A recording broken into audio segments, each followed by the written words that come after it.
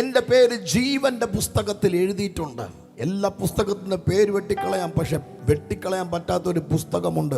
കാര്യം വെട്ടാൻ വേണ്ടി എഴുതിയതല്ല, തകർച്ചയിൽ നിന്ന് ഉയർച്ചയിലേക്ക് മാറ്റാൻ, നരകത്തിൻ്റെ കരാളഹസ്തത്തിൽ നിന്ന് ജയത്തിൻ്റെ അനുഭവത്തിലേക്ക് വേണ്ടി തീർക്കുവാൻ, എന്നെ ഒന്ന് അപ്ഗ്രേഡ് ചെയ്യുവാൻ വേണ്ടി എൻ്റെ പേര് ജീവന്റെ പുസ്തകത്തിൽ എഴുതുവാൻ വേഷത്തിൽ മനുഷ്യനായി ലോകത്തിലേക്ക് കടന്നു വന്ന് ചങ്കിലെ ചോര നൽകി വീണ്ടെടുത്തൊരു രക്ഷകൻ എനിക്കുണ്ട്.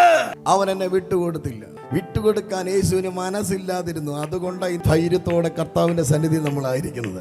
അവൻ എന്നെ വിട്ടുകൊടുത്തില്ല, വിട്ടുകൊടുക്കില്ല.